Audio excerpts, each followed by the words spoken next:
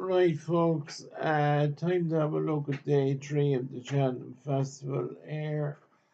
Uh, Day one didn't go too bad for us. We got off to a great start, but went a little bit pear-shaped after. I thought Discorama was going to land us the big one, but look, it was a great finish with Barry O'Neill and Jamie Codd between the two of them, and Jamie just got the better of him. But look, we got a great run for our eight-way shout. So, to look forward to Thursday's race, and then first race on Thursday is the JLT Novice Chase, which I must hold me hand up. I always thought it was a handicap until I looked into it this morning to discover that it's not.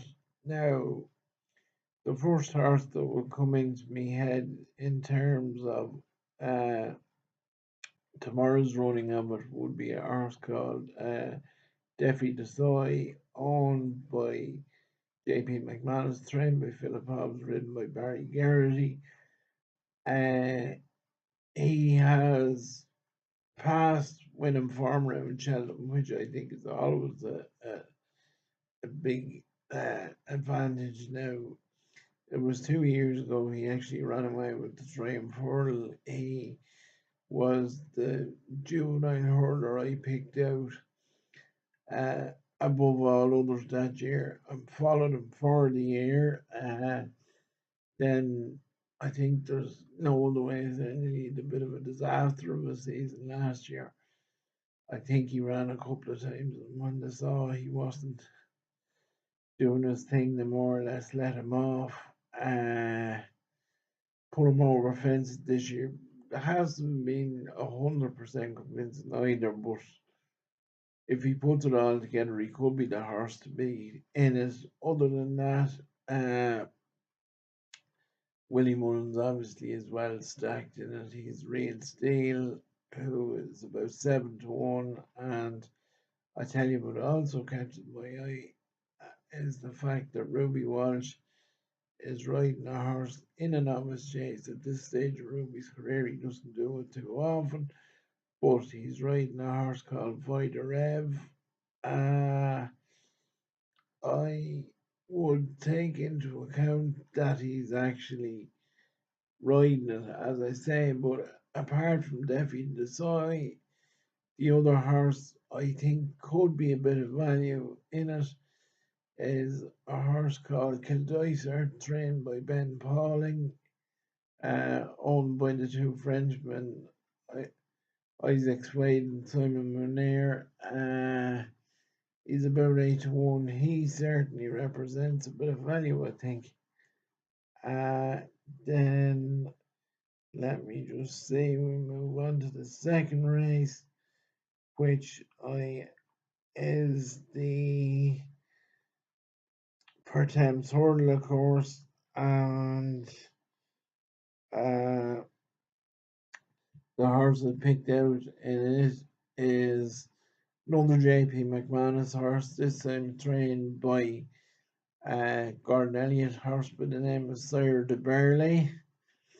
I just seen he has popped up in a lot of previews and a lot of selections with other people, and it's not a case of me jumping on the bandwagon with everyone else. I just think I've been around long enough, racing long enough to know that looking at his form figures, you certainly wouldn't be rushing to back him, but I would think that it could be a case that the horse has been laid out for a race, and I think his price would more or less tell you that he's about 6-1, and as of now, he would be my only selection that I would have a strong fancy for in that race.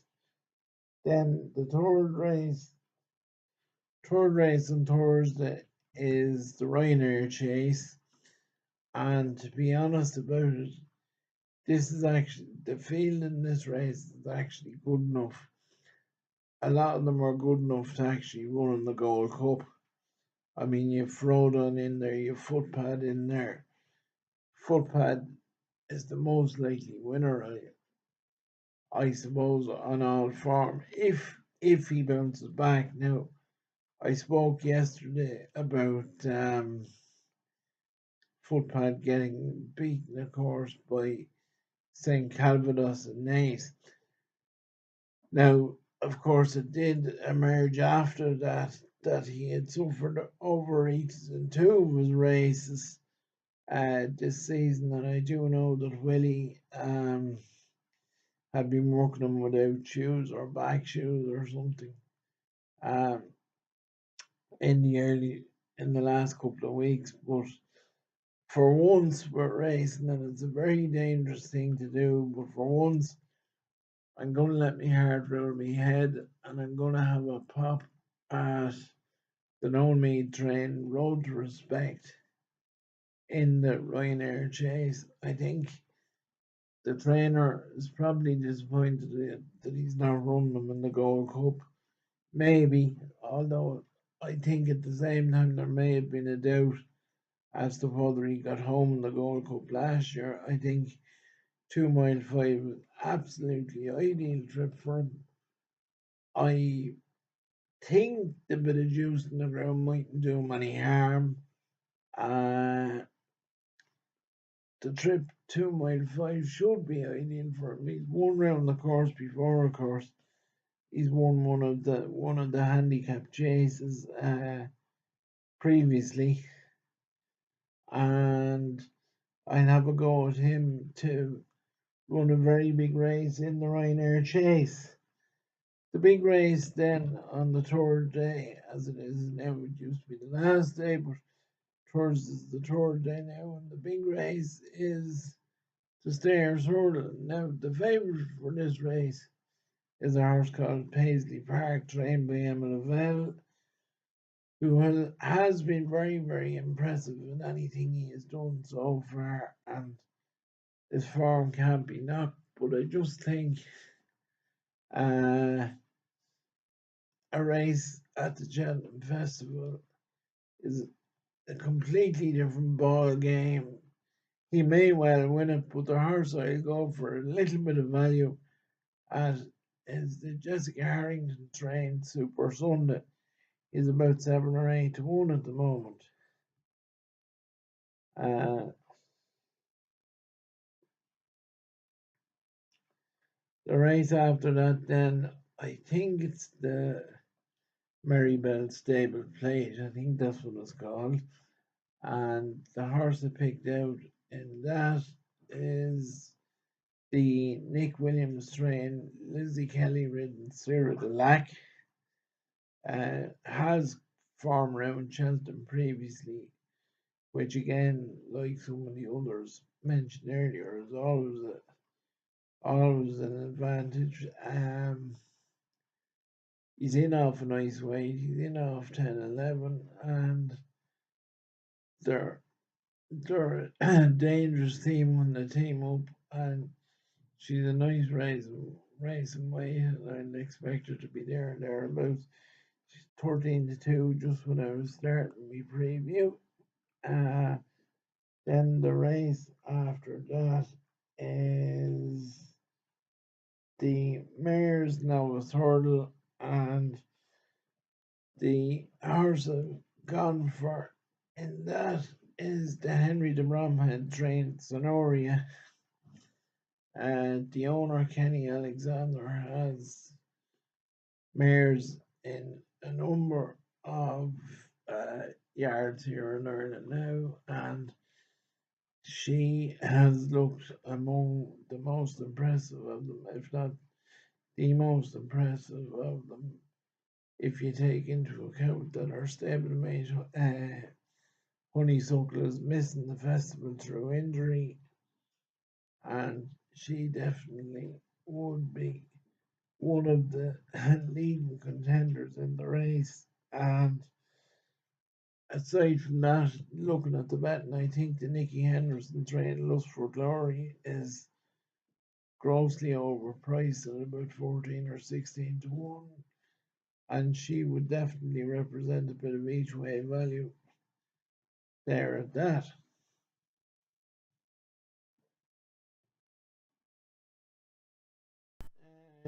So that takes me on then to the last race on Thursday, uh, which is again another one of the notoriously trappy Cheltenham handicaps. But in it, there's two horses that I've had my eye on for a fair while out before the festival, with a view to having a punt on them in whatever race they turn up in.